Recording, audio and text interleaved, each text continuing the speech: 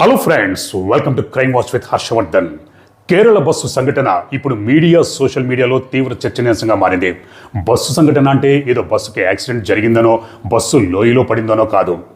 ఒక bus journey social media power లేదా social media ప్రభావం చేత ట్రాజడీగా మారిన ఒక కథ. ఈ పాటికే మీకు అర్థమైపోయి ఉంటుంది నేను దేని గురించి మాట్లాడుతున్నాను. సోషల్ మీడియా అనేది చాలా చాలా పవర్ఫుల్ అయింది.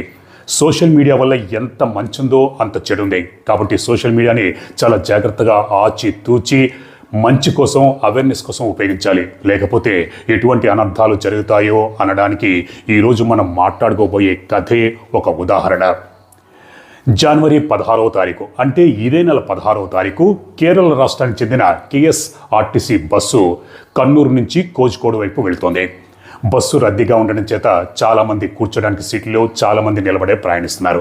అలా ప్రయాణిస్తున్న వాళ్ళలో 42 సంవత్సరాల వయసున్న దీపక్ అన్న వ్యక్తి కూడా ఒకరు. దీపక్ ఒక టెక్స్టైల్ కంపెనీలో సేల్స్ రిప్రజెంటేటివ్గా పనిచేసుకుంటూ ఉండేవాడు. అదే బస్సులో 35 సంవత్సరాల వయసున్న షంజిత ముస్తఫా అనే యువతి కూడా ప్రయాణిస్తోంది. షంజిత ముస్తఫా ఒక యూట్యూబర్, ఒక ఇన్ఫ్లుయెన్సర్. షంజిత బస్సులో ప్రయాణిస్తూ తన సెల్ ఫోన్తో వీడియో తీసింది. ఒక చేత్తో సెల్ ఫోన్ పట్టుకుంది, వీడియో తీసింది. షంజిత వెనకాలే ఒక యువతి ఉంది. ఆ యువతి కూడా తన ఫోన్లో తను మాట్లాడుకుంటుంది. ఇక్కడ షంజిత సెల్ ఫోన్ వైపే చూస్తుంది. షంజిత ముస్తఫా ముందరే దీపక్ ఉన్నాడు. దీపక్ తన పనేదో తాను చేసుకుంటున్నాడు, తన సెల్ ఫోన్ చూసుకుంటున్నాడు. అసలు తన వెనకాల షంజిత ముస్తఫా ఉన్న సంగతి దీపక్ అసలు పట్టించుకోలేదు. చూడనన్నా చూడలేదు, వెనక్కి తిరిగి చూడలేదు. తన ఫోన్లో చూసుకుంటున్నాడు. అప్పుడప్పుడు బయటికి కిటికీ నుంచి చూస్తున్నాడు. ఇక్కడ షంజిత సెల్ ఫోన్ వైపు చూస్తుంది, దీపక్ వైపు కూడా చూడట్లేదు. అలా కొన్ని సెకండ్ల పాటు షంజిత ముస్తఫా ఆ వీడియో తీసింది. షంజిత ముస్తఫాకి దీపక్కి మధ్య చిన్న గ్యాప్ ఉంది. ఒకరి మీద ఒకళ్ళు ఏమి పడిపోవట్లేదు. బస్సు కూడా అంత రష్గా, అంత రద్దీగా వెళ్ళలేదు. ఇక బస్సు అన్న తర్వాత ప్రయాణిస్తున్నప్పుడు చిన్న చిన్న కుదుపులవి జరుగుతూ ఉంటాయి, స్పీడ్ బ్రేకర్స్ వస్తాయి, మలుపులవి వస్తూ ఉంటాయి. దాంతో బస్సులో శరీరాలు కదులుతూ ఉంటాయి. పడిపోకుండా ఉండడం కోసం బస్సులో ప్రయాణిస్తున్న వాళ్ళు సీట్లకున్న రాడ్లని లేదా పైనున్న రాడ్లనేవి పట్టుకుంటూ ఉంటారు. ఇక్కడ షంజిత కొన్ని సెకండ్ల పాటు ఆ వీడియో తీసింది. ఆ తర్వాత కెమెరా పొజిషన్ చేంజ్ అయింది. షంజిత ముస్తఫా హ్యాండ్ కూడా చేంజ్ అయింది. ఈసారి ముస్తఫా తన ఎడం చేత్తో సెల్ ఫోన్తో వీడియో రికార్డింగ్ చేస్తుంది. ఇక్కడ దీపక్ షంజితకి కొద్దిగా దగ్గరగా ఉన్నాడు. దీపక్ మోచేయి షంజిత ముస్తఫా ఛాతికి స్లైట్గా కొద్దిగా తగిలింది. అది కూడా ఫ్రాక్షన్ ఆఫ్ సెకండ్స్ పాటే.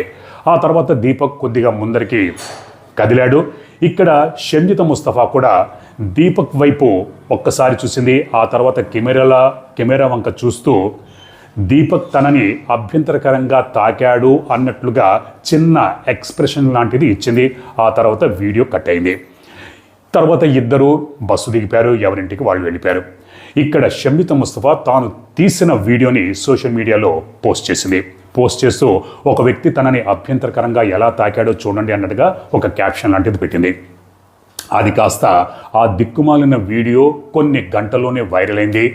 దాదాపు 20 లక్షల మంది, 2 మిలియన్ వ్యూస్ ఆ వీడియోకి వచ్చాయి. ఇక్కడ దీపక్ ఇంటికి వెళ్ళాడు. 42 సంవత్సరాల వయసు. మరుసటి రోజే దీపక్ పుట్టినరోజు. ఇక్కడ దీపక్కి పుట్టినరోజు శుభాకాంక్షలు ఫ్రెండ్స్, బంధువులు వాళ్ళ దగ్గర నుంచి వస్తున్నాయి. వాటిని అన్నింటినీ రిసీవ్ చేసుకుంటున్నాడు. వీటి మధ్యలో కొంతమంది ఫ్రెండ్స్, అరే నీ వీడియో ఒకటి వైరల్ అయింది, ఎవరో యువతి సోషల్ మీడియాలో ఇన్స్టాలో పోస్ట్ చేసింది, అది కాస్త వైరల్ అవుతోంది. అందులో నువ్వు ఆ అమ్మాయిని, ఆ యువతిని అభ్యంతరకరంగా అశ్లీలంగా తాకావంట, చాలామంది కామెంట్ చేస్తున్నారు అని పోస్ట్ చేసేసరికి దీపక్ షాక్కి, దిగ్భ్రాంతికి గురయ్యాడు, చూసుకున్నాడు. ఆ తర్వాత దీపక్ తల్లిదండ్రులు చెప్పిన దాని ప్రకారం దీపక్ తాను కావాలని అభ్యంతరకరంగా ఏమీ తాకలేదు, అది అనుకోకుండా బహుశా టచ్ అయితే అయ్యుండొచ్చు అని తన స్టేట్మెంటు, తన వర్షన్ చెప్పాడు. చాలామంది దీపక్ని సపోర్ట్ చేశారు. తల్లిదండ్రులు కావచ్చు, ఫ్రెండ్స్, బంధువులు వాళ్ళందరూ దీపక్కి సపోర్ట్ చేస్తూ నువ్వు కావాలని ఏమీ తాకినట్టుగా లేదు, అది ఆ యువతి వాంటెడ్లీ ఆ విధంగా క్యాప్షన్ అది పెట్టింది, కాబట్టి నువ్వు అధైర్యపడాల్సిన పని లేదు, ధైర్యంగా ఉండు, అంతకి కావలిస్తే మనం న్యాయ పోరాటం అది చేద్దాం అని ధైర్యం చెప్పారు. కానీ చాలా బాధాకరంగా, విచిత్రంగా జనవరి 18వ తారీఖు దీపక్ తన ఇంట్లోనే ఊరేసుకుని చనిపోయాడు. ఈ విషయం తెలిసిన తల్లిదండ్రులు దిగ్భ్రాంతికి షాక్కి గురాడు. ఎందుకంటే దీపక్ తల్లిదండ్రులకి ఒక్కగానొక్క కొడుకు. దాంతో దీపక్ తల్లిదండ్రులు పోలీస్ స్టేషన్కి వెళ్ళి ఈ సోషల్ మీడియా హెరాస్మెంట్ వల్ల ఒక యువతి కావాలని సోషల్ మీడియాలో చేసిన ఆ వీడియో వల్ల తన కుమారుడు మనస్తాపానికి గురై ఆత్మహత్య చేసుకున్నాడని పోలీస్ కంప్లైంట్ ఇచ్చారు. ఎప్పుడైతే దీపక్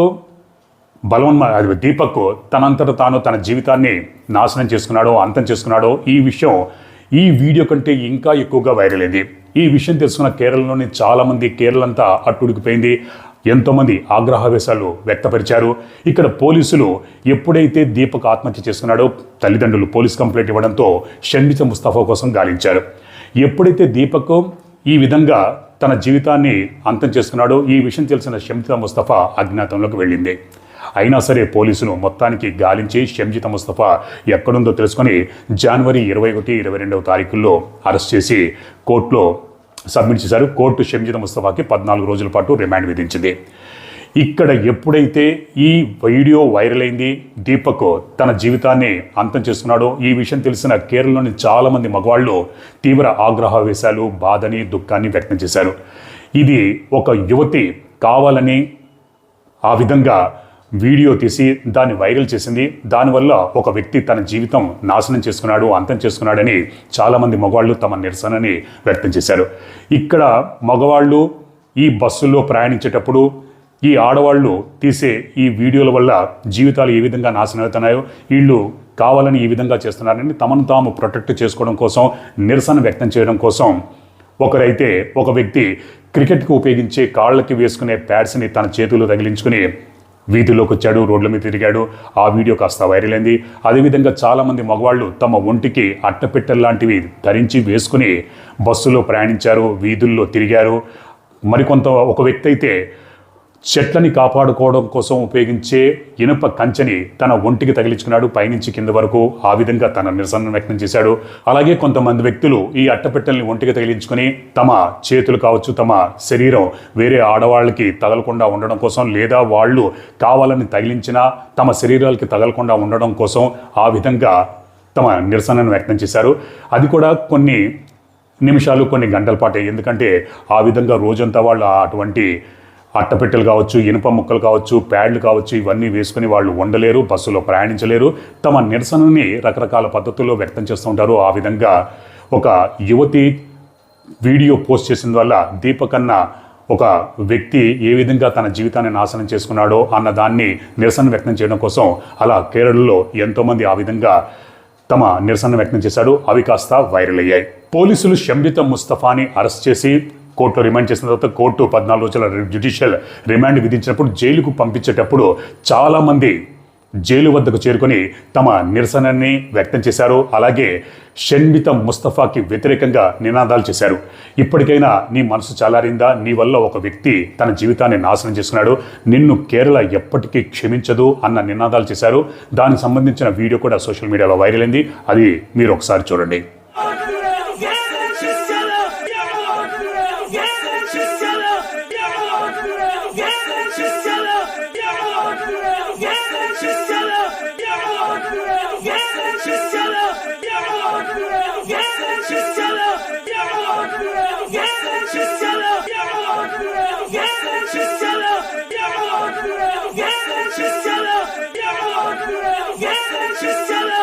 ఈ సంఘటన సోషల్ మీడియాలో 2 వర్గాలుగా విడిపోయి చర్చించుకుంటున్నారు.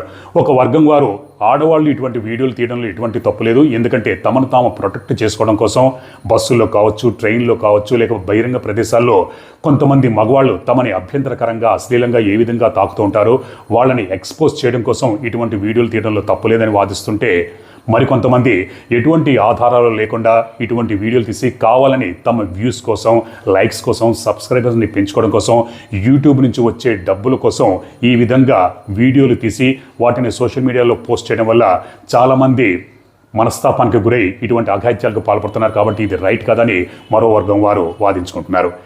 ఏది ఏమైనప్పటికీ ఇక్కడ షన్మిత ముస్తఫా బస్సులో వీడియో తీయడంలో ఎటువంటి తప్పులేదు. కానీ ఒకవేళ దీపక్ అన్న వ్యక్తి తనని అభ్యంతరకరంగా టచ్ చేశాడని ఆమె ఫీల్ అవుతే, భావిస్తే ఆ వీడియో తీసుకుని పోలీస్ స్టేషన్కి వెళ్ళి ఆ వీడియో పోలీసులు చూపించి, ఇదిగో పలానా వ్యక్తి నన్ను అభ్యంతరకరంగా ఈ విధంగా తాకాడు, కాబట్టి అతని మీద చర్య తీసుకోండి అని పోలీస్ కంప్లైంట్ ఇవ్వాల్సిందే. ఇక్కడ దీపక్ అన్న వ్యక్తి కూడా ఎప్పుడైతే ఈ వీడియో వైరల్ అయిందో తాను కావాలని ఆ యువతిని తాకలేదు, ఏదో అనుకోకుండా పొరపాటున తగిలితే తగిలి ఉండొచ్చు అని న్యాయ పోరాటం చేయాల్సింది, పోలీస్ కంప్లైంట్ ఇవ్వాల్సింది, తన పరువు ప్రతిష్టలకు భంగం కలిగింది.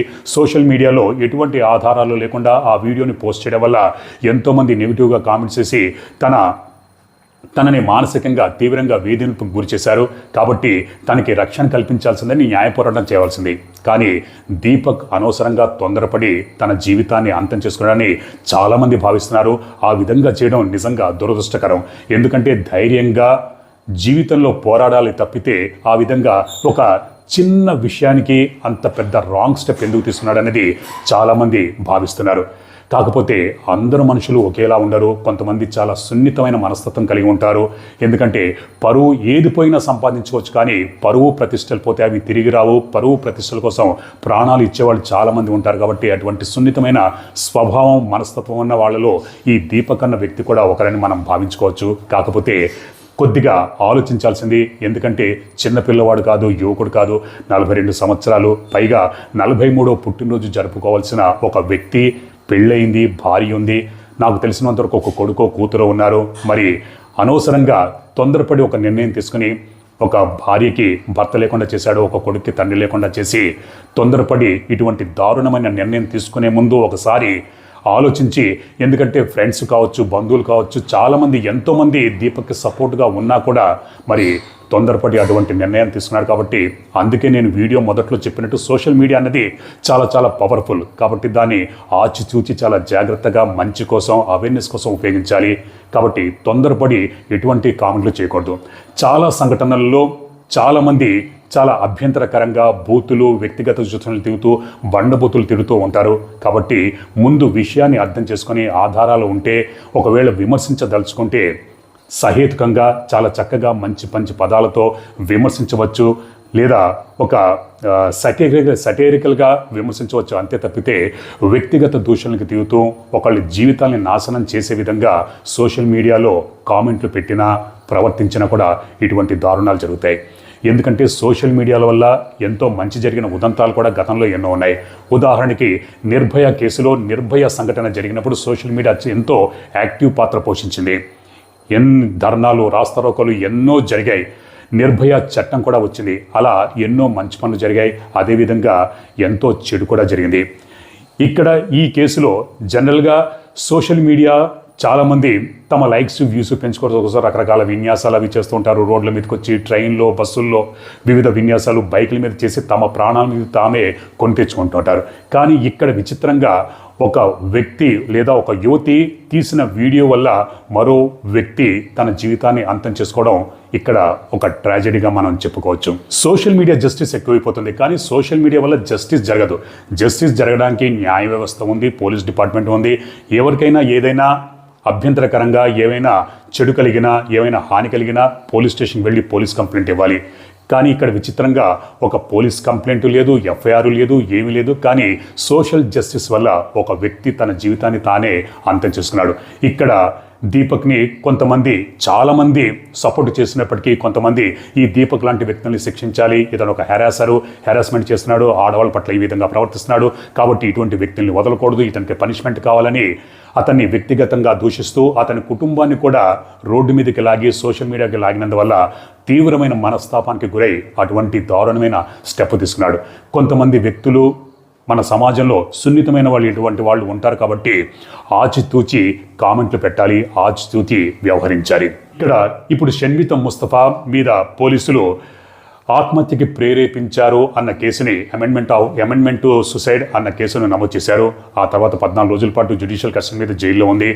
ఆ తర్వాత బెయిల్ దొరుకుతుంది, బెయిల్ మీద బయటకు వస్తుంది. కాకపోతే కేరళ పోలీసులు బెయిల్ దొరకకుండా ఉండడం కోసం మేము మా సాయశక్తుల కృషి చేస్తామని చెప్పారు. కానీ రేపొద్దున ఏం జరుగుతుంది ఏంటనేది మనం చెప్పలేము. బహుశా బెయిల్ దొరికే అవకాశాలే పుష్కలంగా ఉన్నాయి. కానీ నాకు తెలిసినంతవరకు ఈ అమెండ్మెంట్ టు సుసైడ్ అన్న కేసుల్లో మన భారతదేశంలో ఇంతవరకు ఎవ్వరికి కూడా శిక్ష పడిన దాఖలా లేవు.